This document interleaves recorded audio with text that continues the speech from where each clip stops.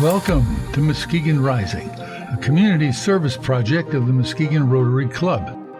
Our purpose is to create lasting positive change. We've been doing that here since 1916. So, let's get started. Welcome to Muskegon Rising, where we dive into stories shaping our community one conversation at a time. I'm Nancy Crandall, a Muskegon Rotarian, and our guest today is someone who's breaking boundaries, not just in medicine, but in the fight against youth violence. Dr. Brian Stork, a respected urologist here in Muskegon and a U of M professor, took an unconventional path from the operating room to the streets, developing a program that's directly addressing violence among young people. His work has brought together healthcare, community leadership, and hope, creating a ripple effect that's changing lives. Welcome, Brian. Thank you. It's great to be here. What inspired you as a urologist to become involved in youth violence prevention? Well, when I came to town 24 years ago, time flies, I had a conversation with Fred Brown, or Dr. Fred Brown, and as you know, Fred was kind of a force. He was kind of an intimidating guy, and I remember him looking me in the eye and saying, you know, if you want to be part of this physician community, you need to be part of this community. And I didn't quite understand what he meant at the time because he was such a force. I was kind of taken back. I didn't know, geez, am I supposed to move next to Hackley Hospital, or what am I supposed to do? But that idea of physicians and community was passed on to me, down to me, and hopefully maybe in the next 30 minutes or so I can hopefully pass that same message down to others, I hope. What a good message to receive. Was that the experience that sparked the creation of this program? I would say that there were a number of experiences. I saw physicians in community and other examples. So maybe Dr. Brown said, you need to do it. And then I saw Dick and Lynn Camps do it with their Step Up program. And I've come to believe over time that you sort of become what you see. So I was at Hackley Hospital maybe 8 or 9 years ago, and I got called into the operating room to see a young man who had been shot, had a gunshot wound, and I was called in to really do a small part to fix the ureter. But I went out to the waiting room afterwards, and there was a large group of people there, including the mother. And the family's heads were hung low, and the mother was just distraught, as you would expect. And I remember thinking to myself at that time, you know, I never want to be in this situation again. And 2015, 2017, there were actually a lot of gun violence or violence-related injuries in Muskegon among youth. And it just became clear that maybe healthcare had a bigger role to play than just kind of putting everybody back together again, that maybe we could do more than that. And I think maybe as Fred taught me, when you become a physician, you develop a lot of relationships in the community. And I knew a lot of people, and I thought, you know, maybe we could just kind of pull all these people, realign them towards this goal of trying to reduce youth violence and firearm injuries in our community. Wow, that's impressive. How does your medical background influence the way you approach violence prevention and intervention? Yeah, I would say that we take a public health approach, although the term public health has some different connotations than what it used to. You know, it's kind of been politicized over time. So maybe taking a scientific approach or an evidence-based approach towards violence is what we're trying to do. When you look across the country, there are a lot of well-intentioned groups doing great things. It's just really hard to collect scientific evidence on what's working and what's not working. So we, in partnership with the Youth Violence Prevention Center at the University of Michigan, have been able to start collecting data and implement evidence-based practices. And that's really rewarding because that's what we do in the office or in the operating room. As this program progresses, what does it actually look like to the youth involved and to the people who are helping you with this? What goes on? Well, I'll speak specifically about the SafERteens program. SafERteens, as I mentioned, was developed by researchers at the University of Michigan and then tested in Flint at Hurley Hospital. They've really done a number of peer-reviewed studies, if you will, on this, which is academic jargon for, we've really studied this hard. But the way the program works in the emergency room is that youth come into the emergency room for any reason. Maybe you have a cold, which is not the best reason to go to the emergency room, but it's just an example. But you're there for any reason. Youth age 13 through 21 then are screened for exposure to violence. Not exposure like I saw it on TV, but exposure like I saw it in real life, or it happened to me, or I was involved in it. And then those youth are offered a 30-minute intervention. So they, in between their clinical care and testing in the ER, we have a community health worker that will sit down with them and go through a scripted discussion, talking about, again, who they are, what their goals are in life, how behaviors such as drug use, alcohol, violence are going to interrupt how they get from where they want to be to where they will eventually be. And then there's essentially like mini case studies. So they discuss, hey, if you're in this situation, how would you respond to it? And then depending on the response that youth give, maybe there are some suggestions for, well, maybe you could have considered doing this, or you could have considered doing that. Just kind of planting those seeds that there are other ways to maybe handle it other than just that raw emotion at the moment. So this is every young person that comes into the emergency room gets screened? So in a perfect world, every young person who comes in gets screened. Now, I will say that our screening rates are about 60%. As you might imagine, the ER is a very dynamic place. There's a lot going on. Youth violence prevention, and I say this with all due respect, is not the number one focus in the ER. The number one focus is taking care of your medical needs. But we're really actually happy with 60% screening rates and anticipate that number will go up over time. And are you finding a great number of young people who are really affected by this and in danger of some kind of violence? So I will say that the screening questions are pretty intense as far as what have you witnessed, what have you been part of, or what's happened to you. And in the ER, 25% of youth who come in for any reason screen positive. At Health West, that number is more like 50%. So our youth are exposed to a lot of violence in this community. I didn't know that. I think a lot of people don't know that. Oh, I think you're right. I'm a bit surprised that there are that many. What about use of guns, drugs, anything like that? Is that abnormally high here or average? I would say that I probably don't know the answer to that question. I think that we would be in a similar kind of situation as maybe Kalamazoo, part of our community, maybe like Benton Harbor, the other part maybe like, St. Joe. But I can't answer that. Is that something that will be discovered as you gather data? That isn't exactly the focus of our study with respect to, how often are youth using drugs or carrying firearms. Surprisingly, large number of youth have access to firearms. Scary. I had another question, and now I'm not thinking of it. I just find this fascinating. How do the kids respond with the screening? I mean, are they receptive to answering the questions? Yeah, it's kind of interesting. It's evolved over time. We used to make a lot bigger deal out of it because we were all excited about our program. I actually had my daughter in the ER the other day for a medical reason, and they just hand her a little tablet, and they say, hey, would you mind answering these 3 questions? The youth answered the 3 questions. They just take the tablet back.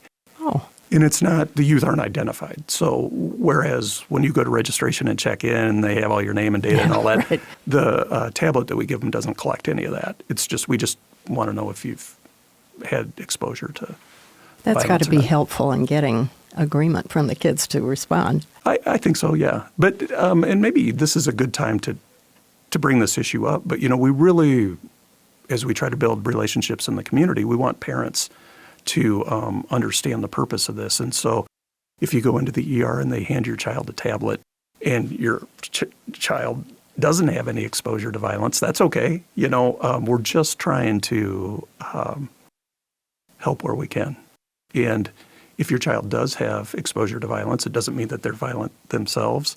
And we hope that parents will welcome or embrace the opportunity to let their children have this intervention. Of course, that brings up the question of, do most of the kids coming to the ER come with parents? It's a mix. We have them come in with grandparents, with friends, alone, sometimes with parents. A lot of parents are working 2 jobs. It's a mix. What are the core components of the program, and how do they aim to make a difference in young people's lives?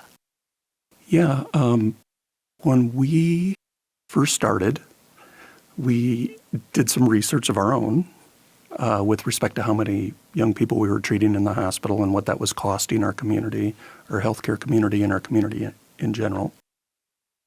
And then we met with the Muskegon Social Justice Commission. DJ Hilson was leading that at the time and has been a wonderful partner over the years. And we decided that we would reach out to the experts, right? So who are the people that know about youth violence prevention? And fortunately, we had a relationship with Ann Arbor. And Ann Arbor was getting ready to refund their center. So every 5 years they apply for funding. And we hit them just right at the right time. They needed a project, and we had a project. So working together, we wrote a grant and received $6 million in funding over 5 years. And it's not just Muskegon, it's some other areas as well. But one part of the project is to implement a youth advisory board. So we want the young people advising us how to solve this problem.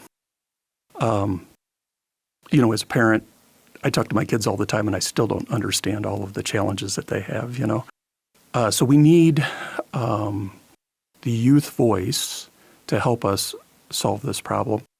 And Lauren Meldrum, who's a lot of people know in this community, she's now with Every Voice Consulting, has been a community member who has helped develop that.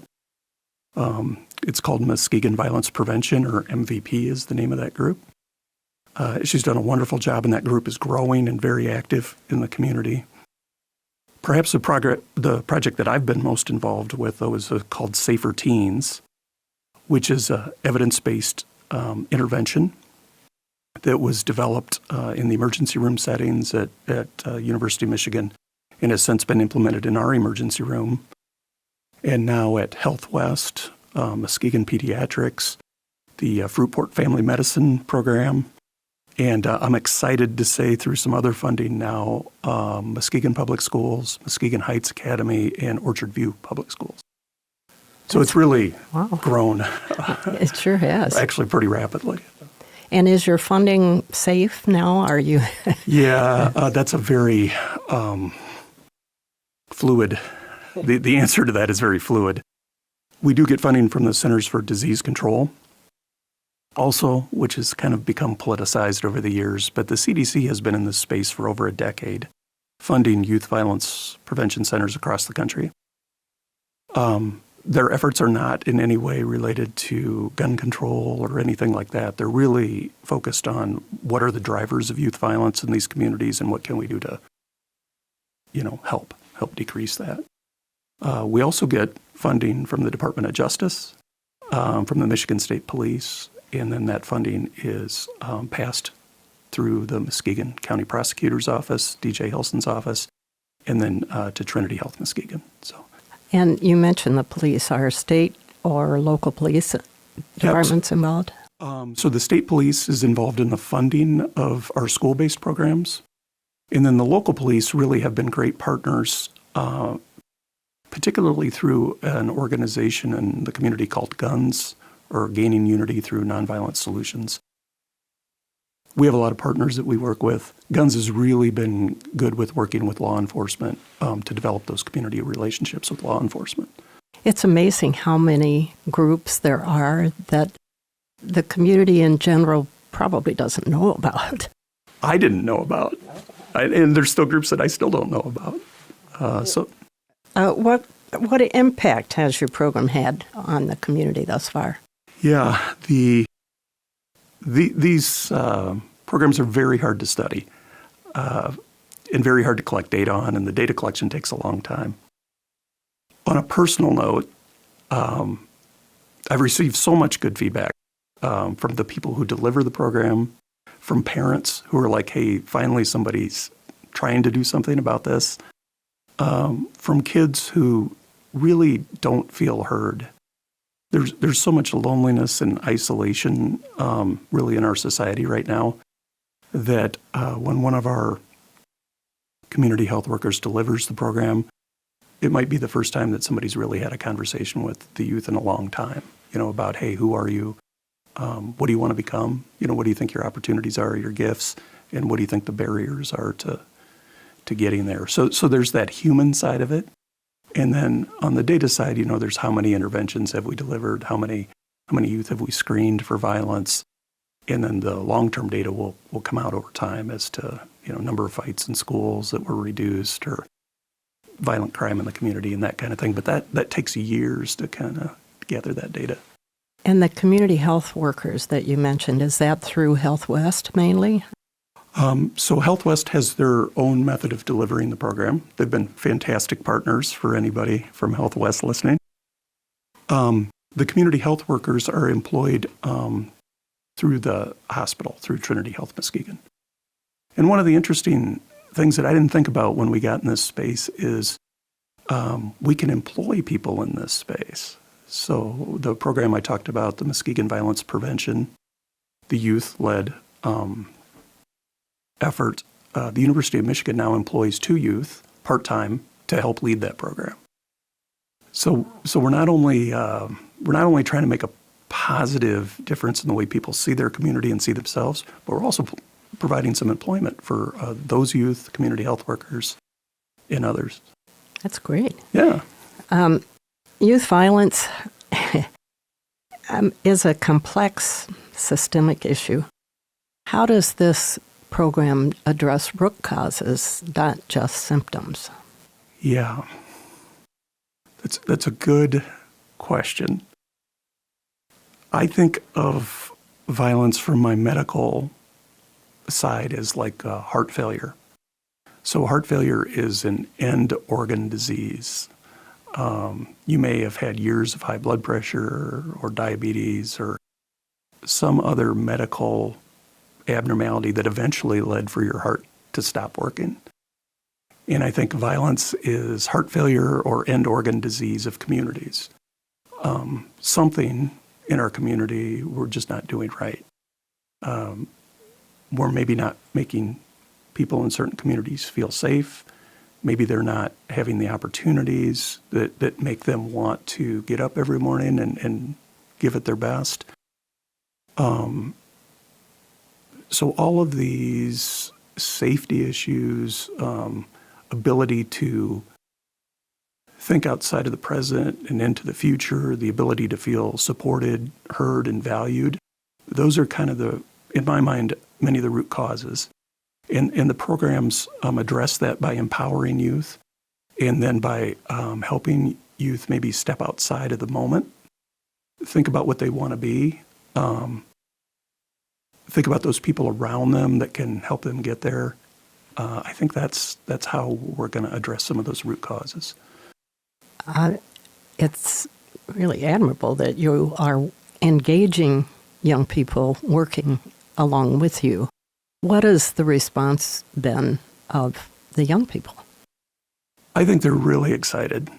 I think they want to be heard. They're really excited about changing the community, making the community safer, leading the charge. We had a really interesting event. The youth from Muskegon invited a youth program from Washington, D.C. to come to the community. It was an exchange. The year before, our group had gone to Washington, D.C. And so all the kids were here. They went to a camp. They came back. There were all these activities, and I think they all got really tired after a while. And there was a conflict, and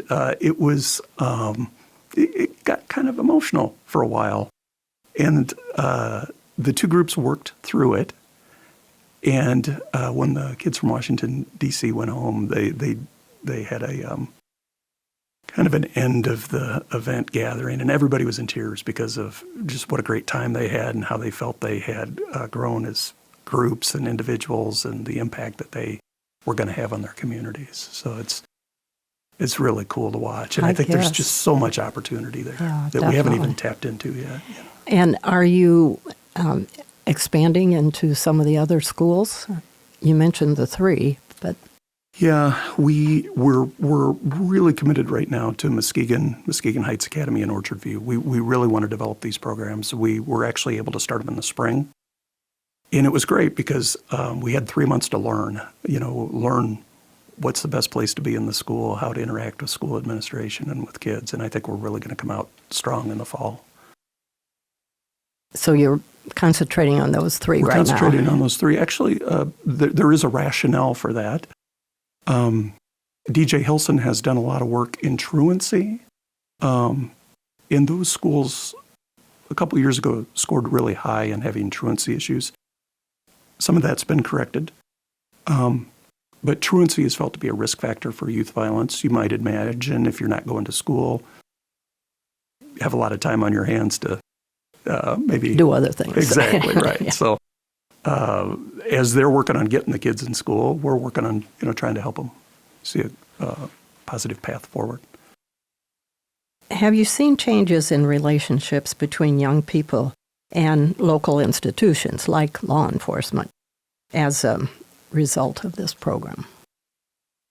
I think there have been some very honest, open, and maybe difficult conversations between some of the youth that I've seen in law enforcement. And that's really what we need. We need to be able to kind of lay it on the table and say, this is how we feel about each other. How are we going to move forward? And I think a lot of that tension is historical. I think law enforcement in this community has really done a nice job of trying to reach out to the community. I'm hoping that our programs can help continue to build trust, and as more and more people become involved and some of all those barriers start to break down, I think law enforcement is critical. There's opportunities for youth to help. There's a program called OK to Say, where when youth see something, they can say something anonymously. That's all part of the bigger solution, I think. Looking ahead, what is your vision for expanding the program or increasing its influence in the area? Well, I'm pleased to say that it's not my program. It has morphed into this really wonderful collaboration with lots of people involved. Can I mention some of our community members? Oh, yeah, please. So Holly Alway, who's our injury prevention coordinator at Trinity Health Muskegon. A lot of people don't even know we have an injury prevention coordinator, has just done a fabulous job of organizing this, especially at the school side. Laura Fitzpatrick, who also works at Trinity Health, was really instrumental in helping us get the Department of Justice grants. The schools and our community health workers are starting to really work together to kind of determine what the best way to provide additional resources and services are for the youth that we serve. It kind of goes on and on and on. And so I was talking to my mentor, Dr. Carter, the other day, and I said, geez, I kind of feel like this is really going well and there's not much for me to do. And he said, that's exactly what you want to happen, that the community sees the value in it. People are stepping up at the right time and in the right places, and the community owns it, so. Just as you hoped it would. Exactly. So really it's the youth driving it and all of our partners that are kind of driving the future of it. What advice would you give to other medical professionals who feel called to contribute to social change beyond their clinical work? Well, a couple things I would echo Dr. Brown's comments. You know, you need to get into the thick of it, however it's right for you.